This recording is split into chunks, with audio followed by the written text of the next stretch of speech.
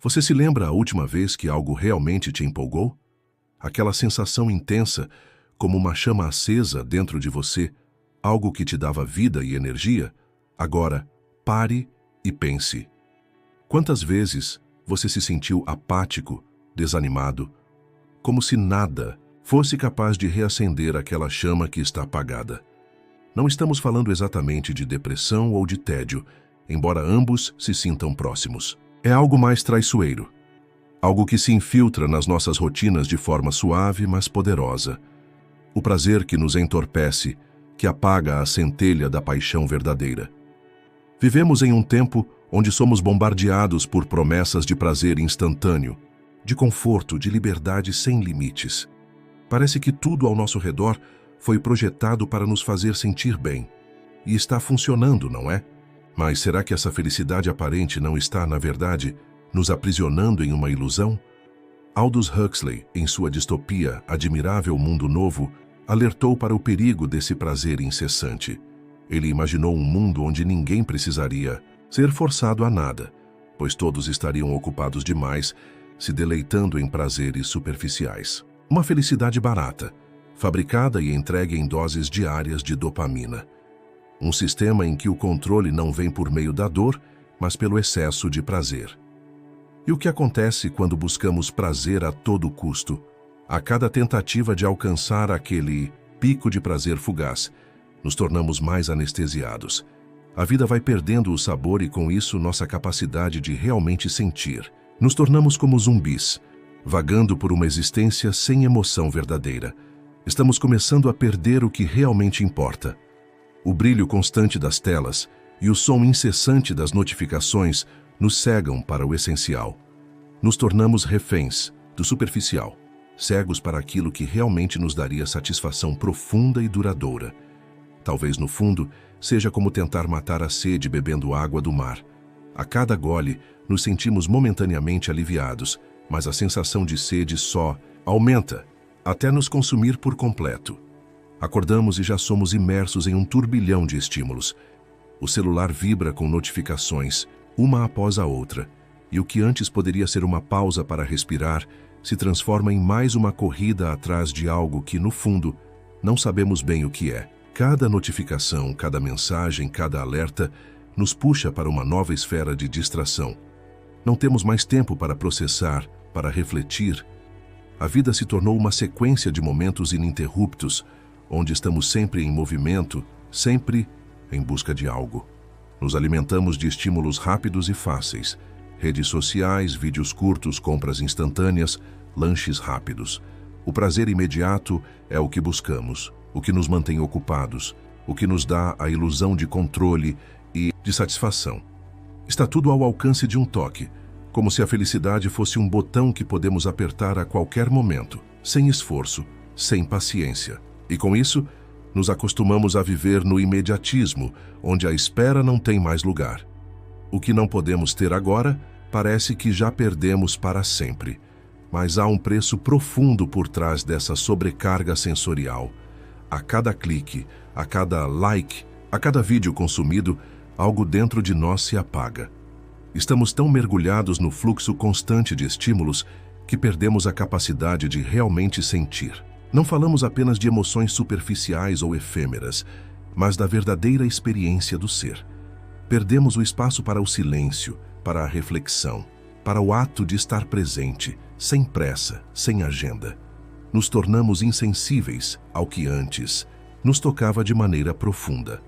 Byung-Chul Han, filósofo contemporâneo, descreve nossa sociedade como a sociedade do cansaço. Mas o cansaço que ele fala não é apenas físico, não é aquele de um dia de trabalho árduo. Ele se refere a um cansaço mental, emocional e até existencial causado por uma busca incessante e exaustiva por prazer e performance. Vivemos em um mundo onde a busca pelo prazer nunca cessa.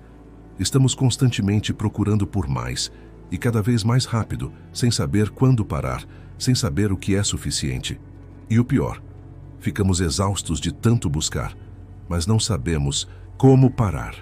Esse cansaço é o resultado de estarmos constantemente nos forçando a ser mais produtivos, mais conectados, mais felizes, mais performáticos. E a ironia é que, ao buscarmos incessantemente por essas metas, acabamos nos tornando escravos de nós mesmos.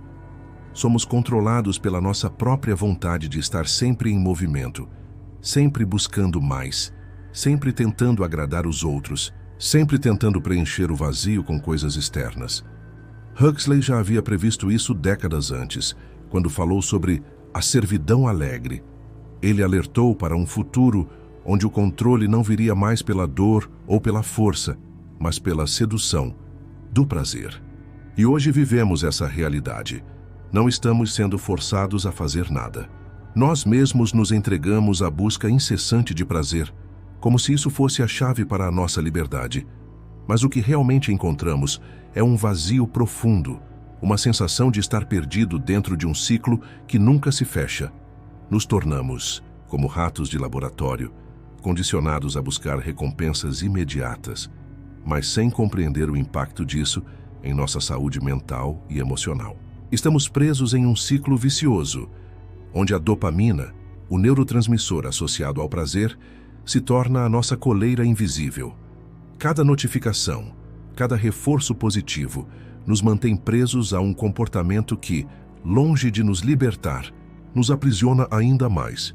E o que é mais aterrador, enquanto acreditamos que estamos fazendo escolhas, estamos na verdade apenas seguindo um caminho já traçado, obedecendo a regras que nem sabemos que existem.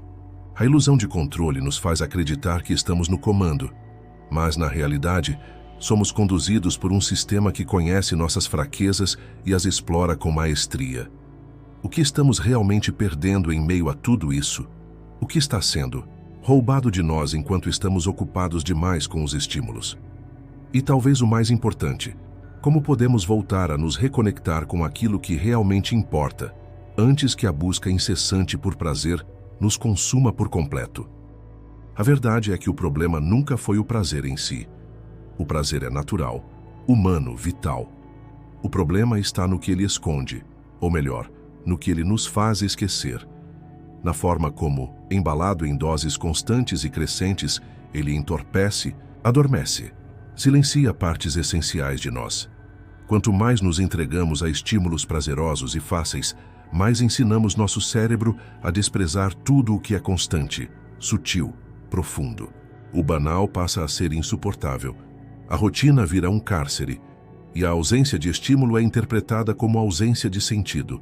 Criamos uma mente que só reconhece valor na intensidade, e ao fazer isso, nos tornamos incapazes de saborear. O simples de honrar o silêncio, de encontrar beleza no comum. O prazer deixa de ser uma celebração e se torna uma obrigação. E como todo vício, ele cobra um preço cada vez mais alto para oferecer o mesmo retorno. O sistema nervoso vai se adaptando, exigindo mais estímulo para alcançar o mesmo nível de satisfação.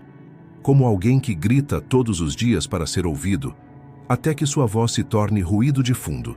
Como uma alma que se esqueceu do encanto porque se viciou no êxtase. É um colapso interno silencioso. Nesse processo, o silêncio vira desconforto, que onde antes havia espaço para contemplar, agora há ansiedade. O silêncio, que poderia ser um espelho, se transforma em um inimigo, e o tédio, que deveria ser o início de uma jornada interior, se torna um erro a ser corrigido com urgência. Buscamos qualquer coisa, qualquer ruído, qualquer luz, qualquer nova notificação, para preencher o vazio que se abre quando estamos a sós com nós mesmos.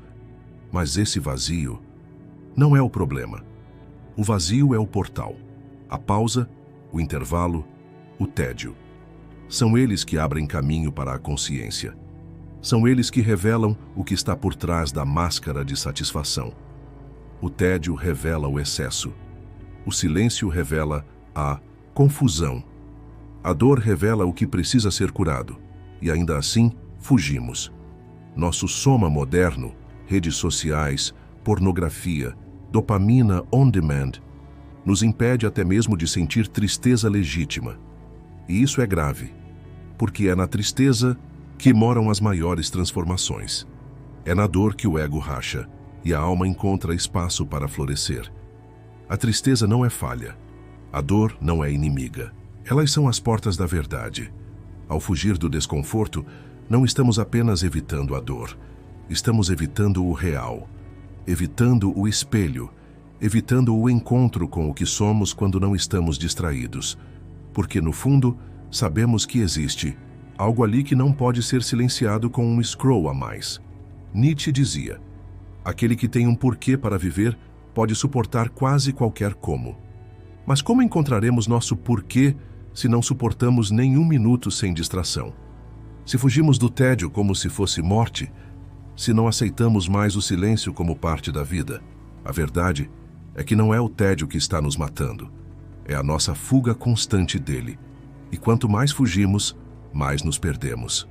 Porque só no desconforto é que começamos a ouvir a nós mesmos. E só quando deixamos de correr é que finalmente podemos caminhar rumo àquilo que realmente importa. Diante de tudo isso, surge a pergunta que ecoa como um grito silencioso: como se resgata a humanidade perdida? Como reencontrar o que fomos antes da hiperconexão, da dopamina sintética, das recompensas instantâneas que anestesiaram nossa sensibilidade mais profunda? A resposta talvez esteja nas palavras de Viktor Frankl, sobrevivente do Holocausto e criador da logoterapia. Ele nos lembra com firmeza e ternura: a felicidade não é algo que se busca diretamente.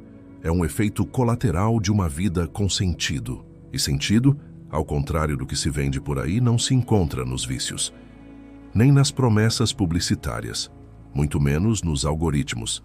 Sentido se encontra no real, no que é sólido, presente, às vezes doloroso, mas sempre verdadeiro. Por isso, talvez a rebelião mais urgente da nossa era seja sentir. Sentir de verdade, sem distrações, sem filtros, sem atalhos. É por isso que precisamos de jejuns, de dopamina. Não como uma moda do momento, mas como um ato revolucionário. Um gesto de resistência contra uma cultura que nos quer sempre ocupados, sempre satisfeitos, sempre em busca de mais e, por isso, sempre vazios. Desligar as notificações é mais que autocuidado. É um protesto. Caminhar sem música é mais que um hábito saudável. É um retorno à presença. Comer sem distração é mais do que mindfulness. É um reencontro com o agora. Olhar nos olhos, abraçar sem pressa, contemplar o céu sem tirar uma foto, são atos simples que se tornaram subversivos, porque neles nos aproximamos daquilo que é mais humano em nós: sentir o silêncio, sentir o tédio, sentir a dor, porque são reais, e só o que é real nos acorda, só o que é real nos cura. A verdadeira liberdade não é escolher qual prazer consumir a cada minuto. A verdadeira liberdade é não precisar de prazer o tempo todo. É estar em paz mesmo quando não há estímulo. É permanecer mesmo quando tudo em volta chama para fugir. É não permitir que o prazer se torne prisão e que o conforto vire cela dourada. E sim, resistir vai doer. Se a nova escravidão é alegre, se ela nos acalma com recompensas doces e constantes, então resistir será amargo no começo. Será desconfortável. Será contraintuitivo. Mas talvez seja exatamente nesse desconforto que algo desperte. Algo que não pode ser comprado, nem curtido, nem atualizado. Algo que se chama consciência. E talvez em algum ponto no futuro, a humanidade se divida de maneira brutalmente clara entre os que amam sua escravidão e os que lutam todos os dias para continuar humanos. A escolha, como sempre, está diante de nós. Mas ela exige silêncio, coragem e presença. A pergunta que fica é: você ainda consegue sentir prazer nas coisas simples?